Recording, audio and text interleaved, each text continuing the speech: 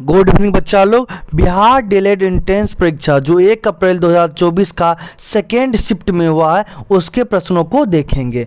जो लोग एग्ज़ाम दे के आए हैं वो अपना आंसर मिला लेंगे और जिन लोगों का एग्ज़ाम आगे है वो लोग प्रश्न के पैटर्न को समझेंगे। साथ ही साथ हम उनके लिए उस प्रश्न से जुड़े हुए यानी उसके आसपास बनने वाले प्रश्नों की भी चर्चा करेंगे जिससे आपको आसानी हो, क्योंकि बहुत ये प्रश्न पूछेगा नहीं, क्योंकि एक बार पूछ का हाँ हो सकता है कि इसके आसपास का प्रश्न जरूर पूछे।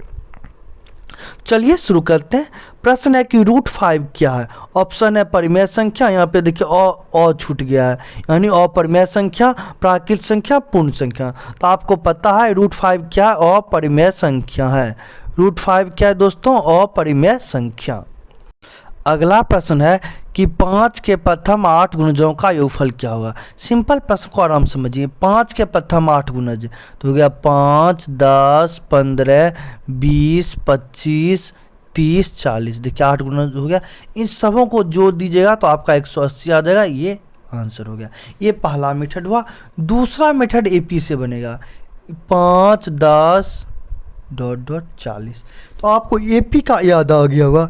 एपी का जोड़ का सभी पदों का योगफल का फॉर्मूला क्या होता है, एस एन बराबर n/2 into A plus A N.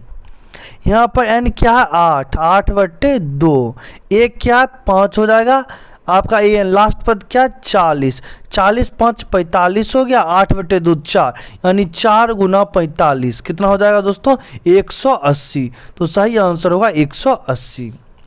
अगला प्रश्न है कि पावापुरी बिहार के किस जिला में स्थित है। ऑप्शन है मुंगेर, नालंदा, पश्चिम चंपारण, बेगूसराय। तो पावापुरी बिहार के नालंदा जिला में स्थित है, जहाँ पे राजगीर भी है, जहाँ पे नालंदा विश्वविद्यालय है। आपको बता दें कि नालंदा विश्वविद्यालय की स्थापना निर्माण किसने करवाया था, कुमार गुप्त, जो गुप्त वंश के शासक थे। देखिए इस तक चर्चा करना जरूरी है, क्योंकि अभी जस्ट पहले शिफ्ट में पूछा हुआ था क्वेश्चन कि पाल वंश की स्थापना किसने थी, तो गोपाल वंश की स्थापना गोपाल किए थे। तो इस तरह के प्रश्न पूछे जा रहे हैं, तो आपको ध्यान रखना। देखिए यहाँ पे भी प्रश्न है शुंग वंश की स्थापना किसने की। अजातशत्रु, कालिदास, पुष्यमित्र शुंग, चंद्रगुप्त मौर्य। तो शुंग वंश की स्थापना किए हैं पुष्यमित्र शुंग, ध्यान रखिएगा। जबकि आपसे पूछेगा कि मौर्य वंश की स्थापना किसने की, तो चंद्रगुप्त मौर्य, ध्यान रखिएगा। मौर्य वंश की स्थापना चंद्रगुप्त मौर्य ने की है। अब अगला प्रश्न देखते हैं। पूछा गया था कि मनोरथ का संधि विच्छेद। अब आप एक बात देख रहे होंगे कि संधि विच्छेद से हिंदी में जरूर प्रश्न आ रहा, अलंकार से 5-6 प्रश्न आ रहे हैं, इनको जरूर करें। समाज से प्रश्न आ रहे हैं। तो मनोरथ का संधि विच्छेद होगा मनहजोड़ रथ। मनसबदारी प्रथा किसने चलाई, तो मनसबदारी प्रथा अकबर ने चलाई थी। ध्वनि तरंगे कहाँ से नहीं गुजरेंगी, तो ध्वनि तरंगे निर्वात से नहीं गुजरेंगी। हम आपको बता दें कि ध्वनि तरंगों के गमन के लिए आपको एक माध्यम की आवश्यकता होती है। क्या आवश्यकता होती है, माध्यम का। ध्वनि तरंगे ठोस, इससे देखिए प्रश्न बन सकता है, इसलिए हम आपको बता रहे हैं। ध्वनि तरंगे तीनों पदार्थ की तीनों अवस्था में चलती है, ठोस, द्रव और गैस में, ध्यान रखिएगा। ध्वनि तरंगे पदार्थ की तीनों अवस्था ठोस, द्रव और गैस में चलती हैं। ध्वनि की गति सबसे अधिक ठोस में होती है, सबसे कम होती है गैस में। इस बात को भी ध्यान रखेंगे। कपास के लिए कौन सी मिट्टी आदर्श होती है, तो देखिए कपास को उपजाने के लिए सबसे बेहतरीन मिट्टी है दोस्तों काली मिट्टी। काली मिट्टी जिसको रेगुड़ मिट्टी भी कहते हैं। आपसे पूछ सकता है कि रेगुड़ मिट्टी किसे कहते हैं, चाहे ऑप्शन दे देगा काली मिट्टी, बलुई मिट्टी, जलोढ़ मिट्टी। तो आपको काली मिट्टी टिक करना है। अगला प्रश्न है 1857 की क्रांति बिहार में कहाँ से शुरू हुई। तो दोस्तों 1857 की क्रांति उसमें बिहार झारखंड एक ही था, और 1857 क्रांति बिहार में सबसे पहले शुरू हुई देवघर के रोहिणी नामक स्थान से। देवघर के रोहिणी नामक स्थान से वहीं पे सैनिकों ने विद्रोह किया था बिहार में। आपसे यह भी पूछा जा सकता है कि 1857 क्रांति में बिहार का नेतृत्व किसने किया था? तो एक ही लाइन मारना है, बाबू वीर कुंवर सिंह। पटना से अगर पूछ ले तब धोखा नहीं खाना है। अगर पूछे आपसे कि 1857 की क्रांति में बिहार पटना से किसने नेतृत्व किया, पटना जो ही पूछ दे तो आपको टिक करना है दोस्तों पीर अली, जो एक पुस्तक विक्रेता थे, ध्यान रखिएगा। अगला प्रश्न है कि जनसंख्या दिवस कब मनाते हैं? तो जनसंख्या दिवस दोस्तों मनाते हैं 11 जुलाई को। जनसंख्या दिवस मनाते हैं 11 जुलाई को। आप जुलाई, अप्रैल, मई, ये वाला जो इम्पोर्टेंट डेट है इसको जरूर ध्यान में रखें। ध्यान रखिएगा कि 14 अप्रैल को समानता दिवस मनाते हैं भीमराव अंबेडकर के जयंती के अवसर पे। 14 अप्रैल को डॉक्टर भीमराव अंबेडकर की जयंती मनाई जाती है और समानता दिवस के रूप में भी मनाई जाती है।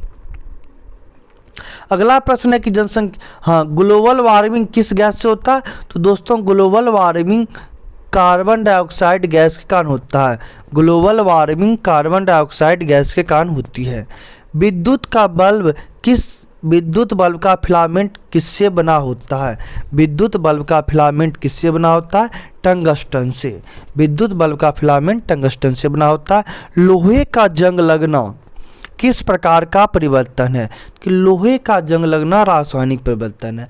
ये भौतिक परिवर्तन वैसे परिवर्तन कहते हैं जिससे एक बार परिवर्तन हो गया उसको आप दोबारा आसानी से प्राप्त कर सके। जैसे आपके पास बर्फ़ का टुकड़ा है, उस बर्फ़ का टुकड़ा पिघल गया, क्या बन गया? पानी। फ्रिज में डाल दीजिए, फिर जम के बर्फ़ बन जाएगा। तो आसानी से प्राप्त कर ली, यानी बर्फ़ का पिघलना आपका हो गया भौतिक परिवर्तन। अब देखिए, एक होता है मोम का पिघलना। मोम का पिघलना, दीपावली में अगर आप मोम जलाते हो तो कुछ मोमबत्ती जल जाता, कुछ पिघल जाता, तो मोम का पिघलना हो जाएगा आपका भौतिक परिवर्तन, जबकि मोम का जलना हो जाएगा रासायनिक परिवर्तन। ध्यान रखिएगा। कह रहा है कि एल्केन का समान सूत्र होगा, तो आप यहाँ पे ध्यान रखेंगे कि एल्केन का समान सूत्र है CnH2n+2। CnH2n+2। अगर आपसे एल्केन तो नहीं पूछेगा, आपसे पूछ सकता है कि एल्कीन का समान सूत्र क्या होगा? एल्कीन का समान सूत्र हो जाएगा दोस्तों CnH2n। अब इसी लगे हाथ पूछ लेगा एल्काइन का रासायनिक सूत्र क्या होगा? एल्काइन का रासायनिक सूत्र क्या होगा? तो CnH2n-2। अब साथ ही साथ ये PDF आप हमारे टेलीग्राम चैनल उपागम एकेडमी से प्राप्त कर सकते हैं। टेलीग्राम पर जाएंगे, उपागम एकेडमी सर्च करें, वहाँ से ग्रुप मिलेगा, उसको ज्वाइन कर लें, वहाँ पे भी आपको अवेलेबल हो जाएगा। साथ ही साथ दोस्तों DLED एंट्रेंस से जो भी संबंधित अपडेट होगी, जानकारी होगी, काउंसलिंग, कॉलेज के बारे में, फ़ी के बारे में, सारी जानकारियाँ अपडेट की जाती रहती है, तो आप उसको भी देख सकते हैं और लाभ उठा सकते हैं।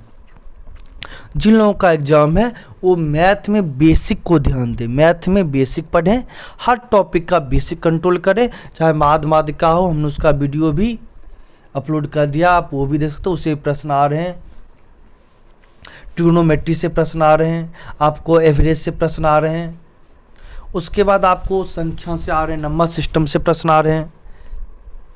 और मेन सिलेबस देखिए 8 से लेकर 10 तक का सिलेबस है, 8 से लेकर 10 तक का इसका सिलेबस है। तो आज के लिए इतना ही, धन्यवाद।